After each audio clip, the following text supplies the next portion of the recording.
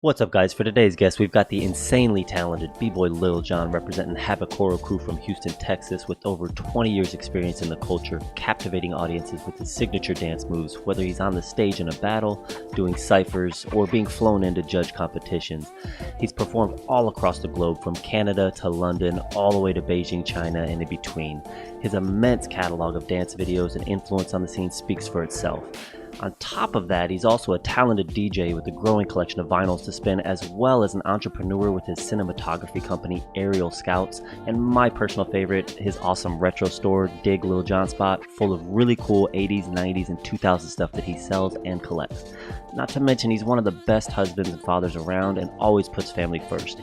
As usual, all the links are down below. Check it out. If you like these episodes, feel free to hit the subscribe button and notification bell. We appreciate it. Let's go.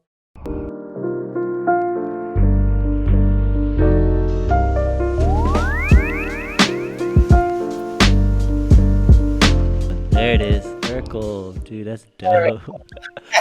Dude, I would love to just see your stash. Man, You know, like it's kind of everywhere, yeah. but it's What's gotten better. what's one of your favorite genres to collect? Uh, yeah, okay. It's like asking an artist what type of art do you like? Yeah. Uh, you know, me, man. Since we've known each other for a while, I Yeah. like a little bit of everything. Yeah. Um, Obviously, I'm an '80s baby, Uh-huh. so '80s is definitely on the top list because that's what I grew up with. So Right. typically that would have been typically people normally kind of gravitate to is Mhm. the things that they kind of grew up with. So I'm everywhere from like 80s and 90s. Definitely, that's my heart. Music I grew up with, experiences, locations I've been to. Obviously, you see the Astroworld, places I've been to, and anything having to do with American history, pop American history. I'm all about it, man. Nice. So anything from I can go as random as bootleg toys, Mm. bootleg Mexican toys to World War II, World War One, pants and T-shirts. You know what I mean? Yeah. Dude, I So remember seeing those bootleg toys down in like Chinatown in LA. They had the Mexican bootleg toys. It was like superheroes, but they were just repainted like wrestling figures. they just stay like this, Yeah. and then when you make them, you know. I'm trying to find this thing here. So check this out. So there's like three. I have like three of these, but they're like these like early '80s type of kind of fruit. I think they would have gone originally. They went on like pencils Mhm. type things. Mhm. But I would say out of all the things that I collect or own, you would think these are probably the most special to me. Hmm. I have another one that's missing. Oh, here it is. And the reason they're so special is because these are like the epitome of like the toys that I had when I was a kid. Okay. Obviously, we didn't have much, and there was like a whole pack of like 9 of them that came together, and these were like the very very first toys I remember having. And I acquired these 2 years ago from an Asian guy who has a store that I kind of visit every so often. Hmm. And yeah, these are probably the most sentimental ones to me, and they're like the smallest, the most The cheapest, cheapest. Yeah. but they like have such a sentimental kind of. I can look at them and think of certain specific memories from grandparents, right? So they're just Yeah. very special, Yeah. I'm random, man. When it comes That's to what I pick up, turtles, everything. that's all. Yeah, I love your Ninja Turtle stuff, man. All that retro Ninja Turtle stuff. Yeah, brother. So yeah, I'm everywhere, man. American history stuff. I collect a lot of World War II, World War One, a lot of Army stuff. Marine Corps stuff, Air Force Corps stuff. Hmm. There's a lot of stuff that's kind of not necessarily young people collected, because all the young people collect all the the Marvel tees, the rap tees. They're more into those type of things. But I'm 40, so the guys that are around my age or older, they're looking for that type of stuff. So. You can go anywhere, man. Also, same like you do photography, videography. Same with me. I have a lot of random old, cameras and film and just kind of old photos of like kind of like Levi jeans style type people. Mm. So I just anything having to do with history, man. Anything Yeah, having to do anything kind retro. Yeah. of. I love Yeah. it. So there's no specific category or theme. You just love all the retro stuff. No, yeah, I just like a little bit of everything, but I would say probably the things that are most in to me will probably be, obviously Ninja Turtle stuff, is valuable to me. Hmm. A lot of the, ET kind of Teddy Ruxpin type stuff. I saw your Oh, Teddy Ruxpin. I was like, yes, I had one of those too when I was younger. I yeah, was like, love that. yeah, that type of stuff. Baseball cards, football cards. I still have. I actually was able to find those, my personal ones, Mm. a few years back from my parents. Mm. I thought I had lost a lot of it. But that would be probably among some of my favorite stuff. And then obviously clothes is kind of everywhere, with, movie tees to Mexican type tees to, man, just it's hard to say, man. Yeah. Because I get in my little spurts, where you kind of looking for one thing. I'm out digging every day, and especially every weekend. So I was just about to ask that. How often do you go digging? So every day. I go digging every day, brother. Nice. Every day. Nice. Yeah. So I go digging every day. Weekends is probably my prime time where I get to kind of go everywhere. And so, man, I've done everything from, digging containers to, people's old trash, to I've been to like old abandoned warehouses, abandoned, barns out in the middle of nowhere, Chainsaw Massacre type style stuff. So I'm everywhere. And that's where I found a lot of the gems, a lot of gold, because those are the things that are kind of like lost, Yeah. So kind of the model that I kind of carry when I go out digging is kind of like digging back to life, where I'm kind of bringing things back to life, because those were very kind of, at some point, those items kind of were like in real life, right? Real lifetime. And then, just nothing lasts forever, right? And you find it, revive it, and you just kind of bring it back. So that's kind of been my thing. It's crazy the stuff you post, man, like the nostalgia in it. Every time I see you post something, for the most part, I remember almost everything that you post. I'm like, oh, that brings back memories for me as well. So it's pretty dope to see all that stuff. I don't know if you knew, but I have like an old collection of Marvel toys, superhero toys. I've got some old retro basketball cards, a few baseball cards. Yeah, I've got a couple lockers full of them. Well, it seems like I can dig at your house. You could. You literally could. I could literally. Next time I get in there, I will take pictures of it and send it to you. And you're gonna probably circle some stuff and be like, "Hey, send me this. Send me this." Oh yeah. I have kind of consolidated a lot of my toys because I had so much. Mm-hmm. So right now, I don't really want to move. I don't want to move, but let me move for a second. Right. Let me grab these. Let me show you something real quick. I'm digging that Michael Jackson doll in the background there. Oh man, you already know. That MJ. This is just one container. Oh, nice. Yes, loose figures. Some of the stuff you'll find in my office. Mm-hmm. So that's just kind of one container. My garage is full of stuff. I'm actually gonna get a storage. I used to have a storage, but it takes up space, doesn't it? Yeah, and especially with clothes, But yeah, man. Now I have to go visit you. Well, one to visit you and your family, and then to go dig into your stuff, because I'm kind of everywhere. Yeah. And I've consolidated a lot of my stuff because, again, doing it as work, you gotta push items, you gotta push things, you gotta push what people want. And then some people are very, very rare, man. There's guys that have. I've just learned, like, there's something for everybody. Like the most random thing, somebody's gonna want it. Yep, somebody has that nostalgic memory of something that they want back from their childhood. Yeah. Totally random. But the 90s and 80s is like, that's like my prime time stuff. Because that's how we lived, That's how we grew up. Right. And that's what we, that's what takes us back, man. It keeps us young, man. Yep. I had I still have some loose figures from Thundercats and Centurions, I think. Nice. And then I forget the other one. But yeah, I've got a few like old loose figures like that from early 90s, maybe late 80s.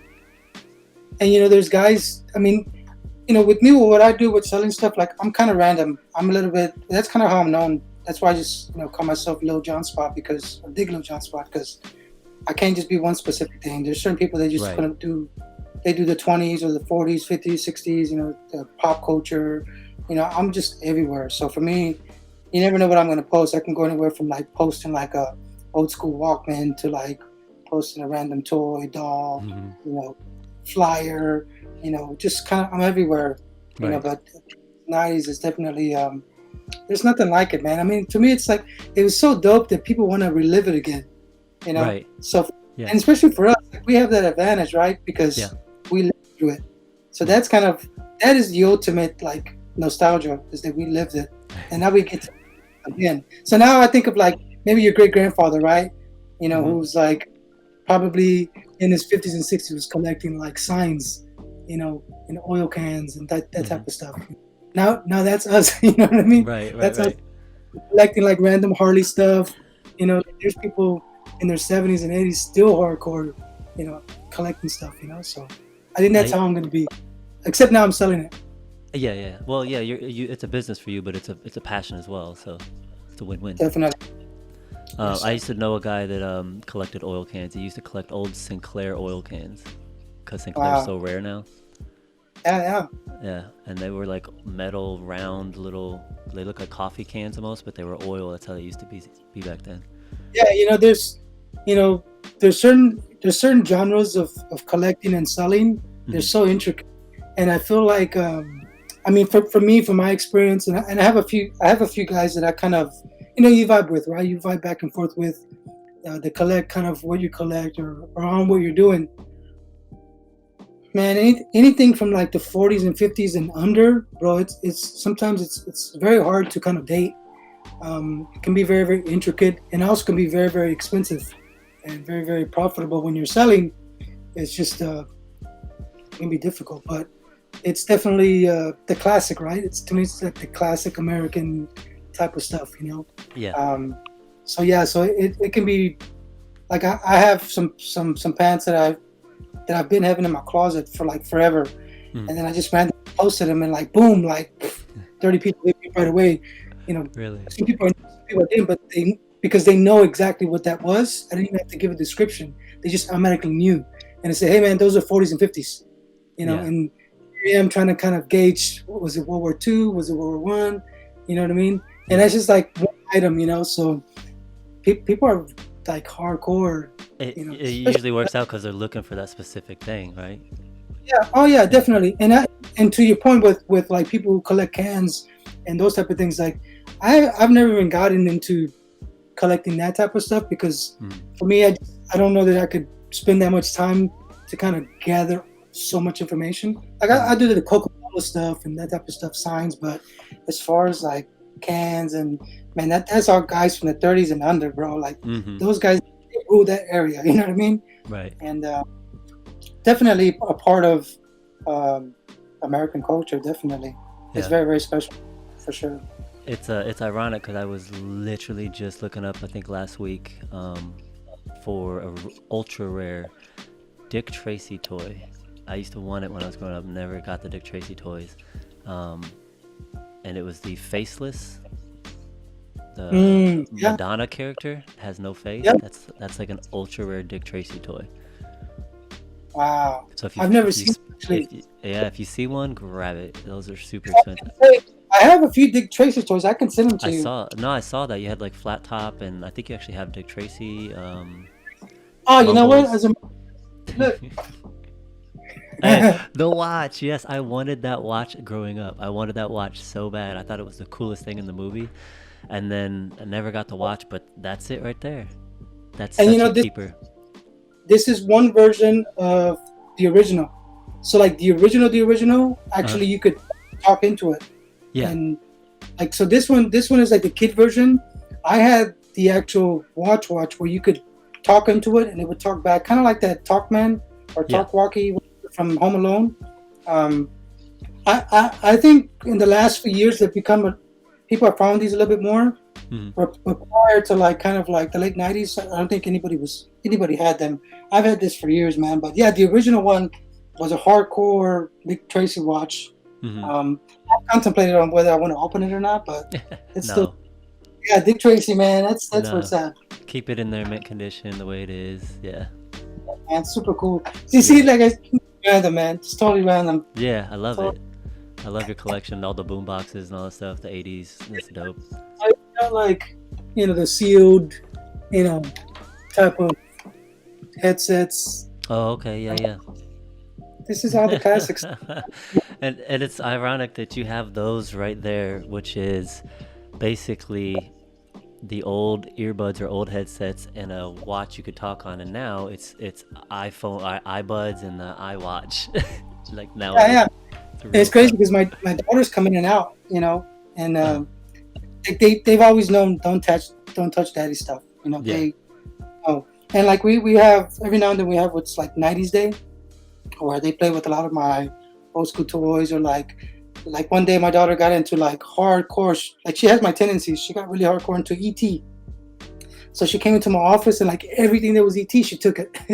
She just took it and just was like, had my ETs, and then she brought it back in, right? So it's just totally random, but I like it because it shows them kind of like that life, right? That they're never gonna live, they're never gonna experience it, but at least they kind of get to kind of have somewhat of a taste of what it was like back then. Yeah. Because my daughters just got me and my wife got them some phones, and so now they have a phone. My daughter just turned 10, Ooh. and the other one's 9. So like they're 8, 9, 17 months apart, and they have a phone, bro. Wait, And it was like Tayo she turned came up. 10 already? Well, Talia's 9, and 9, Sayla's okay. Sayla. Sayla's 10 then. No, Sayla Dang. just turned 8. Yeah, Sayla, the little one, the second one, just turned Yeah. 8, Okay. and then my daughter just turned 9. She's 9. She's about to be 10. Okay. So you were yeah, at her Tayo. phone. Yeah, I remember. And I remember we went to the hospital and all that stuff together. What's Yeah. yeah, Tayo's, but yeah, I remember her as a baby, but man, time flew. time flies, brother. Time flies. But yeah, so she just she comes in here, and they come in and out, whenever I'm in here.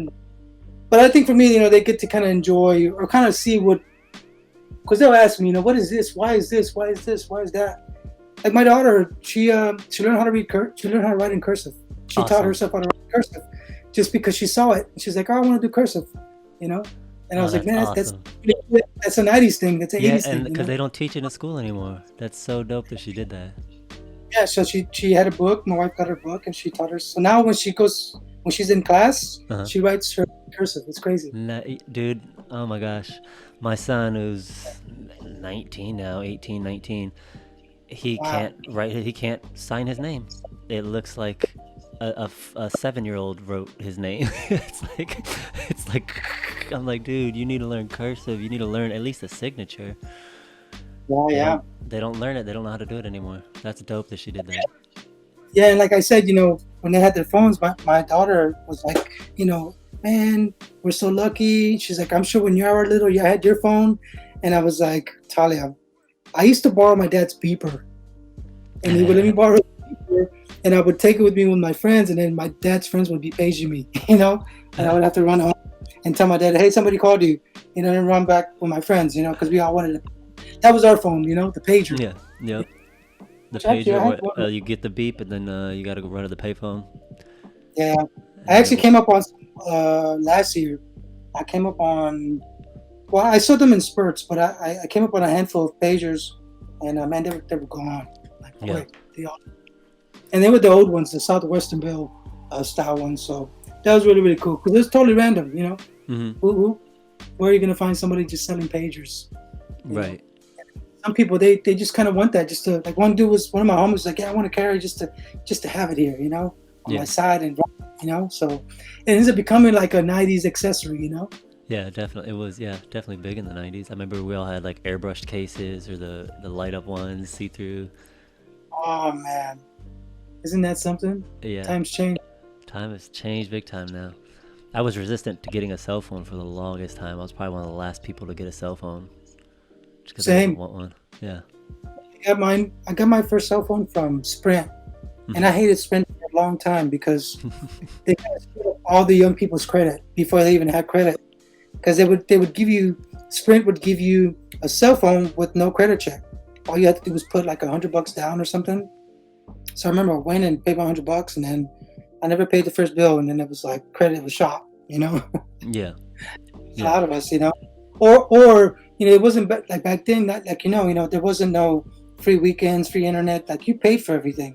Yeah. So they wouldn't, they just give you the phone and you wouldn't get an explanation of like they're gonna overcharge you on minutes and text messages. Remember, you used to only get like 30 or 40 text messages per phone or per kind of month or whatnot. Yeah, you went over all the time if people text you. Or the worst thing was you had to pay per text after that, and if you text somebody and they would text back K, just the letter K for okay, which is annoying enough, but then you had to pay like 10 cents for that letter K. And then they came out with like, and we kind of started winning a little bit, right? Because then the companies started saying, all right, well, now let's go ahead and let them be, we're going to fight over them. And they give us free weekends. And then like after 7, it was free. I And remember then that. it just kind of, and then they just started changing up. But I remember when I moved to LA, because I moved to LA after I got married. Mm-hmm. And then January 3rd, 2008 is when we actually drove off to LA. And I remember when we got to LA, nobody was into calling. Everybody was like, text me. And I remember I hated it because I was like, why am I texting you, bro? Just call me. I can take care of this in just like a few minutes, phone conversation. Yeah. But that was my way of like fighting, going with that change, I guess. But, Yeah. changes in that. Yeah, it is. I'd love to see everything kind of coming back full circle, though. A lot of retro stuff's coming back in. Like the kids now are kind of dressing with some of the retro stuff, like Tommy Hilfiger and baggy jeans, and Fila came back. It's kind of cool to see. Yeah, it all comes back in full circle in waves. Yeah. I would say, like 3 years ago, everybody wanted the Tommy Hill polo. So that's kind of some of the first markets that happened here in Houston. That's what we were selling. That's what we were looking for. A lot of polo, a lot of Tommy. But the rare stuff, especially from like the 1992, early 90s era of polo, Tommy Hilfiger. And then in the last few years, man, only the true kind of people that are part of that culture, they still look for the rare stuff. But right now, it's all it's all like the movie tees, the rap tees. So yeah, it definitely kind of like comes in waves of what people are looking for. But I mean, for me, for what I do, I just kind of diversify so that way I can have a little bit of everything. But yeah, man, it's crazy to see it kind of come around, or you see kind of rock stuff, and like for example, like Champion, right? Like Champion, some of these clothing for me, like we didn't wear it. You know what I mean? Yeah. Because like you could find it like it was like the poor clothes. Champion, So, yeah, yep. to wear it. Yep. And now people, that's what they want. They want like Champion stuff, the rare stuff, the like the 50s, 60s, 70s, 80s Champion. People want that stuff. And it's just crazy how kind of fashion works out and moves. Fashion comes back full circle. Unfortunately, like the toys and stuff haven't. Everything's digital now. It's the only downside. Yeah, I mean, there's a lot of new retro toys that I've seen come out, but I'm stuck in the 80s and 90s, man. Anything in the 80s and 90s that's kind of been redone, I don't even mess with it. I think probably the only thing that I've gotten from, like, I got the Gray Skull, the He-Man two castles. The castle, yeah. I got it's like the papers, kind of like they put the toys in there and they were empty. Just kind of like took them. I asked one of the managers, "Hey, can I have these?" Like, yeah, I don't care. And people at Walmart, they hate their jobs, so they're like, yeah. Like, I don't own it. I don't care. Well, not everybody, but specific type of people. Yeah. And so, but yeah, as far as like the new retro, because people ask me like, "Hey man, what do you think about these new He-Man?" And I'm like, "Man, I got the old ones, so I'm gonna stick with that." And plus, I don't want to spend, a good amount of money for it to be like the newer stuff. I mean, I think it's definitely like my kids, or your kids. If they get into it, that'll be their vintage kind of retro style in the future. But I'm looking for the old school ones, man. And even in that, like there's guys that have like the sealed ones, and that's on a whole other level. Typically, if I find that, I sell that because it's so rare. Yeah, and it's good. And it could be good money, for specific collectors, especially like the ones that have like errors. Like there's certain like, Ninja Turtles that come sealed, but there was like a mistype thing on there. Yeah. People are into those things, man. Oh yeah. If it's rare like that, if they make it more rare than it already is because there's a misprint or a wrong piece in there, it can pull in more money. But I mean, I think for me, the whole entirety of everything is more like the element of surprise, man. That's probably the most fun thing about it. Is the element of surprise. You never know what you're gonna find. You never know who you're gonna meet. You never know where you're gonna find it. You know. Yeah. And then it's great if you can find an item for $1, or you found it for free, and you get to sell it for $50, even $25, sometimes $300. So it's very, very exciting. Definitely. How far would you say you've gone to go digging? Because I know you dig at different markets, different trade shows, like you said, different stores. I know person to person you've done, so I know you dig everywhere. How far have you gone, and also have you done any like online digging? Do you kind of find things online, or is it just in person? Well, I think because I'm a collector, if I ever buy anything online, it's for me.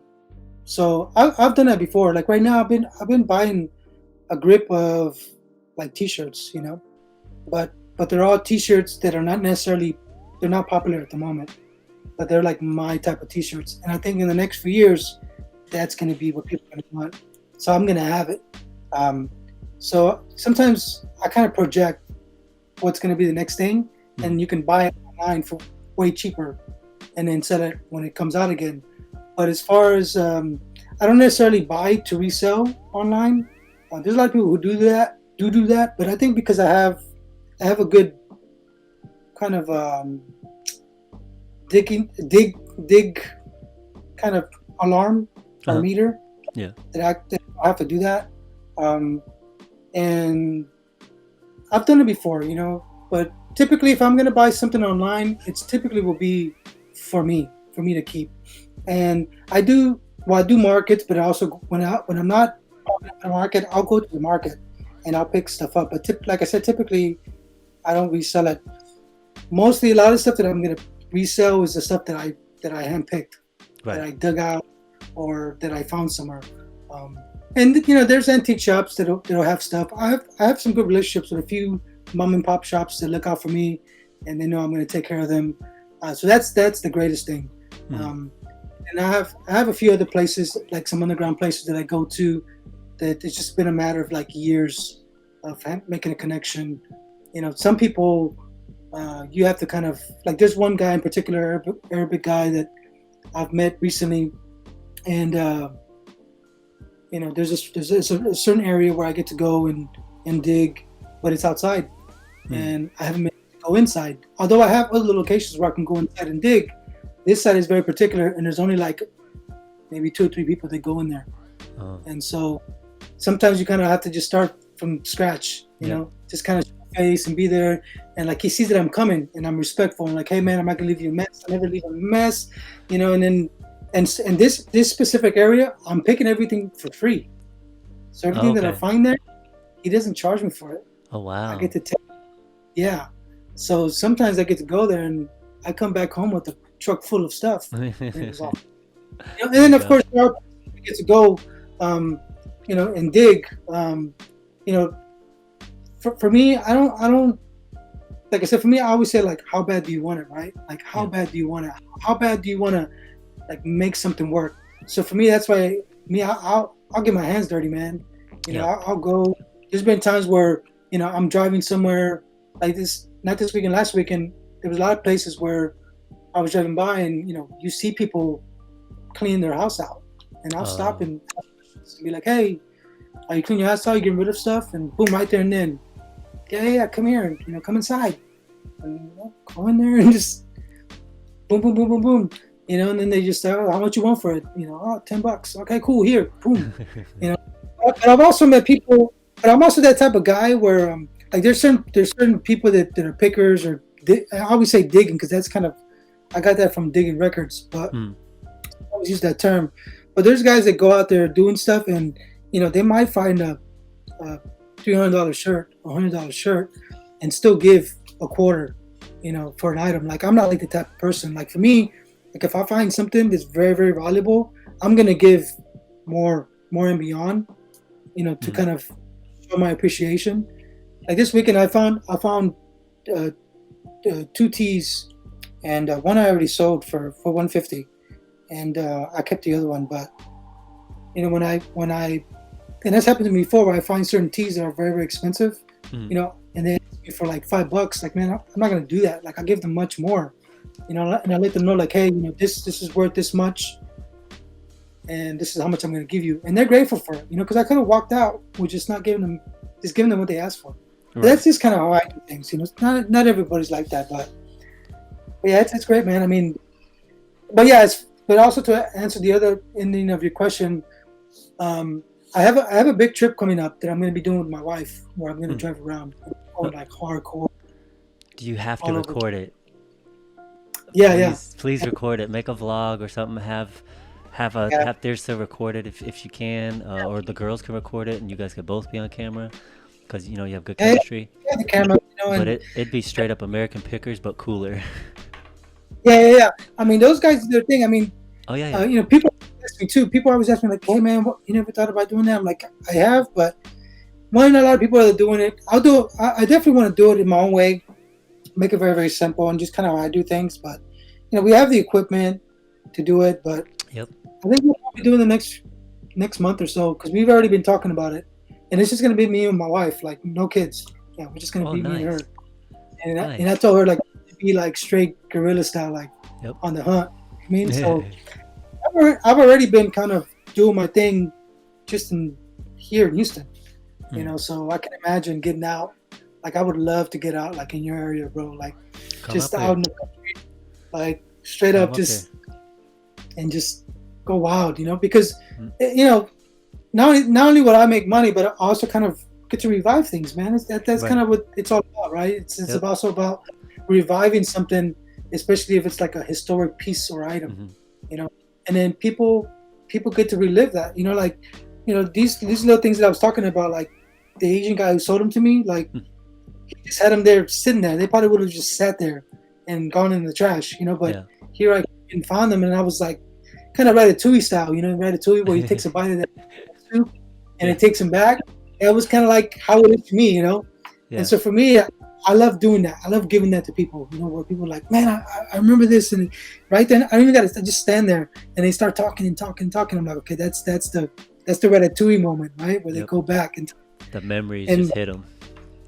So for me, I believe like it makes you younger again, because as you get older, I tell my daughter just all the time. I say, like, my love, take your time, because she's like, man, I can't wait till I'm, this age and I get to do this. And I said, no, take your time. You're a kid. Play with your toys. Waste your time playing with toys. Waste your time doing this.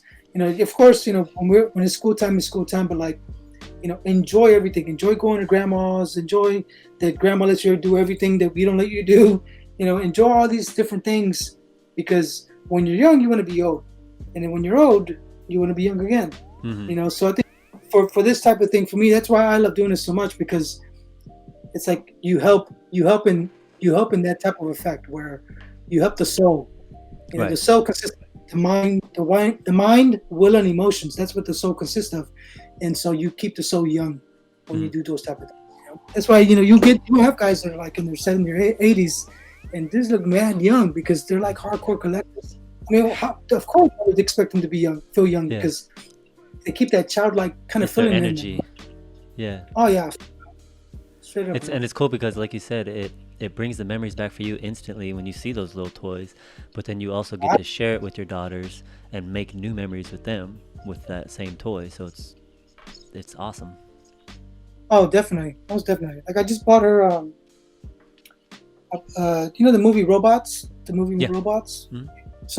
So they love that movie. Like that movie in Rio, that's gonna be their memories as kids, because they used to watch religiously. We had the DVD players in the truck, and so yesterday one of my boys had the tea, and so I picked up the tea. I haven't even given it to her too. She's really like hardcore into Selena, so I bought her like. Selena tea. I was just about to say, I saw the Selena stuff that you got her, the boombox and the shirt and all that stuff. Anything for Selena's. Yeah, that's crazy, because I bought that tea for her 2 years ago, and it was already a rare tea. A Selena, finding a Selena tea for a kid is very rare, or it's very difficult. And if you do find it, it's gonna be very expensive. And so, thankfully, one of my friends, one of the homies, sold it to me at a very good price. I mean, very, very good deal. And I bought it for her. She wore it, and we went to the park. And she went to the restroom. She took it off, came back outside, and it was gone. You know. And I remember she cried. And even I was upset. I was upset about it, man. Yeah. I was so upset that my wife argued about it. She's like, it's just a T-shirt down, you know. And I felt bad about it, and I apologized to my daughter.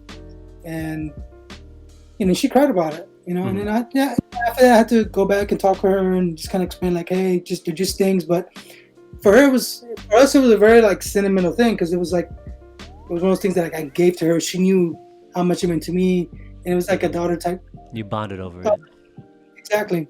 And so for Christmas, I had another guy who had one exactly like it, same size, and I was like, man, I want to get it, and it was kind of like an ordeal with me getting it off his website and whatnot, and he had to go look for it. He finally found it, and as soon as he found it, I was like, boom, I was on the website, and I picked it up, and it was like, shipped it to me, and I was so excited to give it to her. And yeah, man, when I gave it to her, she was so excited. I mean, she hasn't even worn it yet, but for me, it's one of those things where, like, I think I would hope that even when I'm not here, she'll remember that memory. She can remember like the moment between, daughter and her father. You know what I mean? Right. So it was really cool. She was definitely excited, and I didn't think I would find another one, honestly. So yeah, it was one where I would have paid good money for it anyways. But thankfully, homies look out for homies. Right. Especially, it's hard to find in Selena's home state, Texas. It's probably ultra rare. Yeah, that was really rare. Yeah, either if you find it, you're lucky, or if you have somebody else who has it, you're just gonna pay good money for it. So it worked out for me, man. Yeah. I also saw your break-in toys that came up with the 3 break-in characters from the movie. The break-in. So those are definitely the retro ones. Look, they're right here. Those are the remake retros? Yeah. So these came out. When did it come out? Last year? I think it was last year. So these were made by I forgot who it was. One of my boys, Cross, Super 7. So they came out with these. Okay. So they're the breaking figs. They're really, really dope, man. Yeah. So it's like you got all 3 characters in there, and it actually came with the box, so it slides in and out. It's like a box. But when I bought these, my boy Cross sent me a link. He's like, "Yo, man, pick these up," and I picked them up. And thankfully, rest in peace to Shabadoo, man, because he passed away. Yeah. So it was really cool because you know how it goes, man. People value things or people when they die. So it's really cool that like I valued that before he died. Right. So I also have this one here too. This one. So this one is a breaking promo tee. Oh yeah. From '87. And what's crazy? I almost sold it a while back for like way cheap, and now I'm happy that I kept it. Yeah. It's a rare item, but those now I'm sure they're going to be more now because Shabadoo passed away, and it's very very sad. We've been losing a lot of people in the scene, the breaking scene, hip hop community. It's it's unfortunate, it's life, but I think as we get older too, we have to take care of ourselves, man. Take care of ourselves. Speaking of breaking, do you look forward to getting back to judging or being in the scene, traveling, anything like that? Yeah, man. I mean, I was used to traveling, 2-3 times a month. I know. I mean, you were always gone. Now it's nothing, and so Europe is already kind of resumed kind of the way they do things. They still wear their masks. Some people are traveling. As of right now in the U.S., there's nobody traveling, so there's a lot of people hurt because a lot of people were that was their main source of income, and it was their main outlet. Exactly. So I'm definitely excited about it. I'm ready to do my thing, man. You know, I already have some jobs lined up, but in the U.S. for this year coming up. But they're definitely not as, it's not how it was before.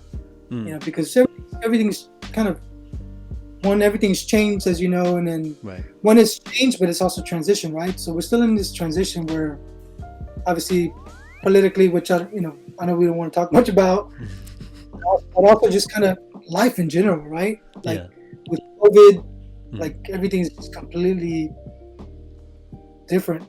So it's different, and then we're also trying to figure it out, right? We're trying to figure out, because I think a lot of us, by nature, I'm already I'm a complete, like, I can be alone, away from people, introvert, 1,000. You know, the only time I'm okay and comfortable with people is when I'm like dancing, DJing, but people are looking at the artistic part of me, but not like at me directly. Right. So yeah, I'm ready to get out there, man. I'm ready to travel. I mean, I want to take my wife with me some more in the future, you know, with jobs, because I was doing that before. I would like to keep doing it now, but you know, this whole transitional period right now that we're in as a society, sociologically, you know, mentally, physically, spiritually, it's a very like intense, kind of intriguing way, I guess you could say. We're trying to figure it all out. Yeah, we'll get back to normal. I mean, I'm sure eventually we're gonna get back to semi-normal. So it'll be good to see people back in the b-boy scene doing cyphers and doing shows, and hopefully Red Bull BC1 and all those other companies will stay on board, get back on board. Yeah, I mean, I think that definitely there will. I mean, everything's gonna come back, and then with the whole breaking in the Olympics, you know, everything's just gonna bounce right back, I think. But it's just a matter of what does that bounce back look like? You know, what is the new normal gonna look like? Right. You know, you have an event, you have, you know, 1,000 people plus.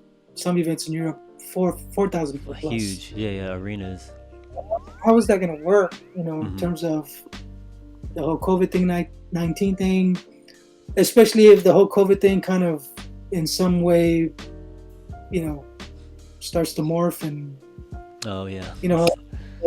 Yeah. You know, without being a whole conspiracy guy, you know, you don't know what it's gonna play out or to be like, you know. So, but you know, just like you guys, you know, we're adapting, you know, to what's going on. And I need to start practicing, man. I did a 40 rounds for my 40th birthday. I turned 40. How'd that go? 40 rounds. Man. It was great because 40 rounds of straight power moves. And top rock, a lot of top rock, but 40 different people, man. And I'm happy I did it, but I don't think I'll ever do it again, because you know, I didn't think, what am I going to feel like afterwards, you know? And even my wife said to me, she's like, well, I knew it, but I didn't want to tell you because then you weren't going to do it.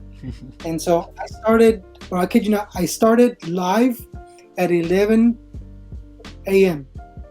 and I got done at 7 p.m. at night. That's how long I was doing a live, and that's how long I was like dancing. Whoa. So I did a total. Actually, I did a total of 43 rounds, because I did 2 extra rounds with 2 friends of mine from Paris, and then I did an extra round. When I did my 40th round, I did an extra round. One of my boys, a native guy, out in my boy Cree, out in Canada, just to kind of like, you know, do one more for the next year. You know, good luck. So it was great, man. It was fun, and I got a lot of good feedback because, you know, Christmas Eve, everybody's busy. Everybody busy with family, so nobody's doing anything. So people really enjoyed it because they got to kind of sit back and just kind of enjoy the show, you know. And it was like very like grassroots, nonchalant. Like, I'm just talking. I was even like having conversation with people. I had a few B girls come up and kind of, you know, speak with me, because, you know, there's also a lot of turmoil going on in the breaking world, as far as, you know, the Olympics, and then also with, you know, some sexual molestation and abuse of some leaders in the community. One guy in particular, that very, very prominent figure, is kind of dropped in terms of his status, and he's had So it's been a lot of kind of turmoil. So it was also a good way for me to kind of bring my own little group of people or followers and community to kind of just have a good time and just kind of enjoy life, enjoy the craft, the art of breaking, and then also talk about real life, talk about what people are going through, what are people feeling, and especially the B girls. It was a good thing to have the B girls kind of give their take as far as when it comes to abuse and relationships, abuse of people in the community who abuse that power, to usurp what they want out of women, Mm-hmm. And, you've been a part of the scene. I'm sure you've seen your handful of stuff, so it was really cool to kind of do that. But as far as 40 rounds, maybe I did it. I can say I did it, but man, it was tiring. Like for Christmas, I couldn't even move. Man. I bet, especially not the next day, but the second day after, you're probably done for. For 3 days, I was sore, man. I was completely like, my body was hurting. But I'm happy I was able to do it. It was a good time. I mean, Yeah. Only once. Well, I mean, you stay on top of it, though. I mean, I always see you posting, you're just practicing or just being creative, top rock, down rock, footwork. You're always practicing somewhere, either at the dance studio or in your garage or wherever you might be. I always see you like staying on top of it. So it's, I don't think you probably would have been even worse. Imagine if you didn't do any of that and you just jumped into 40 rounds. Yeah, I mean, I would probably gotten hurt. And I said I was already I had a feather fracture in the middle of my pinky and my other finger. I don't know what it's called. But it's happened several years ago, and I only found out about a year and a half ago because I went to go see a chiropractor that's kind of knowledgeable of that type of thing, and so now I'm kind of rehabilitating it. Then I kind of messed up my wrist. So yeah, I think it's just the reaping of getting older. Yeah. Water, but yeah, definitely trying to practice more.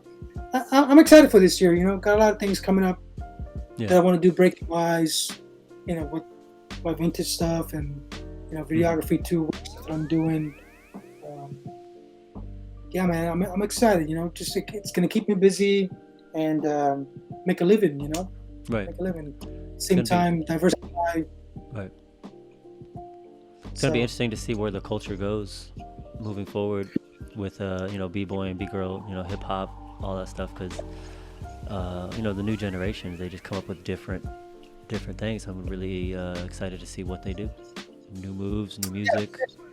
Yeah, same. I mean, I support the new scene. I always have. Mm-hmm. I think it's very. I'm also very critical. I'm only critical of things that I feel need to be questioned. It's like test the test.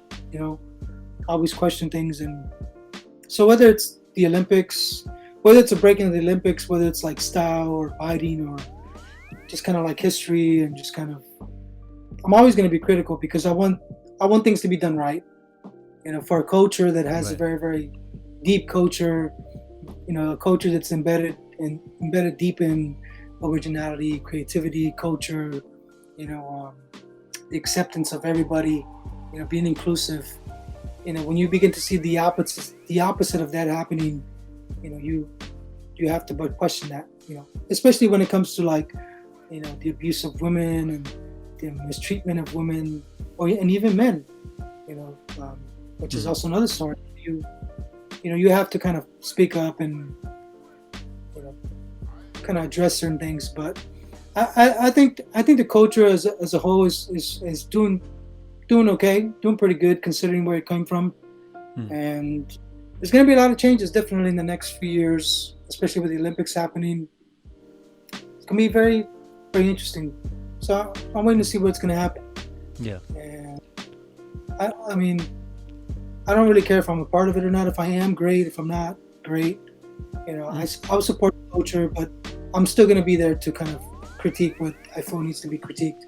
Right. And of course you'll be part of it. You're kind of etched in it. You've earned the right to be part of the culture. Definitely. Like you've earned that spot. So you've been doing it for, I don't even want to And tell your age. Yeah, and I've already had people reach out to me about it. I have some close friends who are very, very deep in, in the Olympics with the breaking. So it's not like I'm on the code. I am knowledgeable and I am connected in a way, but we'll see what happens. I mean, I've had people could come to me and ask me like, hey, we're gonna need you and we want to kind of pick your brain. And for me, I'm like, cool, put me talk, because I don't want to be giving free info, being reimbursed for my work as well. Yeah. But it's gonna be interesting, I mean, I support progress in any genre, right? In anything, whether it's DJing, MCing, hip hop, vintage, right? Podcasting, videography, drone work, whatever it is, art. I support all of it. I support the progress of things, but I want things to be done right. I want things to be done with integrity, and definitely I want the creative process, the creative part to be legit, man. Yeah. I want this kind of half-ass type stuff. You want the real deal. Yeah. So yeah, but I think it's gonna be interesting, and I mean, there's a whole new group of young people that are doing it. A whole new scene. I love it. So it's really different. It's great, man. It's great. At least people now, they get to kind of be taught like we learned by ourselves. Yeah. Self-taught. It took years to kind of meet somebody and grab a video. It took months to grab this video. These kids have it all in spurts of seconds. So there's pros and cons to that. There's pros is people get that information all at one time. The con is that the true culture part of it takes a little longer for them to grasp because it's different from experiencing it. So if you you can read and you can look at videos about New York City or even Houston or where you're at. You can look about and read about the underground clubs and all these different things, but it's different from like experiencing it, from being there and having seen it firsthand. But I think the scene's in good hands as far as people that are teaching, people that are kind of leading.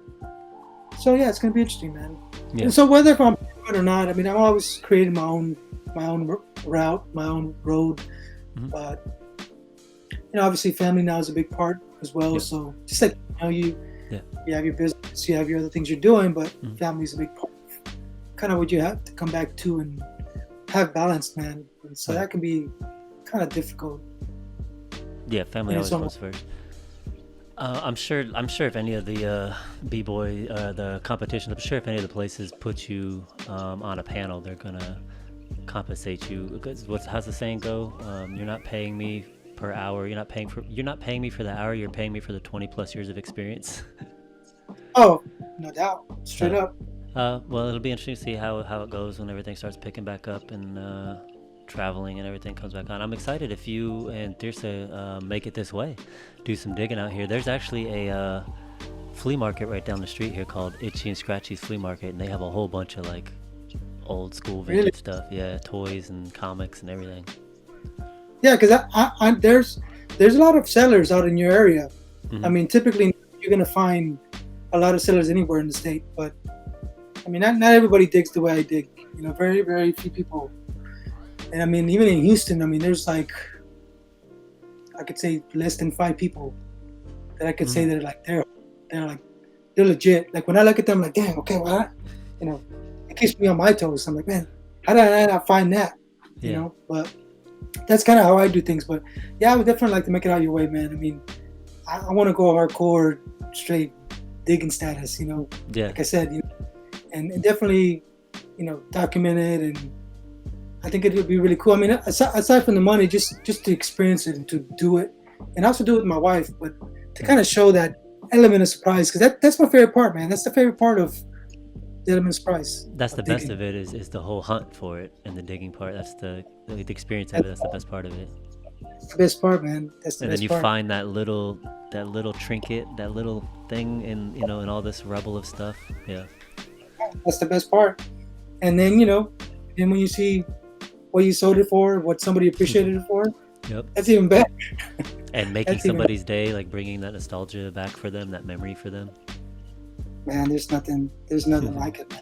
Yeah, I bet. So what inspired you to get your podcast going? So I just wanted to be creative and create something. I had that itch again to film or do something. But that Yeah, you know how it goes. You always got to be creative. I'm always trying to support other artists.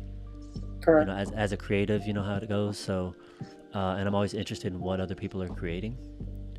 So that's basically what I do is I just reach out to anybody I know, my friends, people I've worked with, acquaintances, anybody that's creative, anybody that's created something from nothing.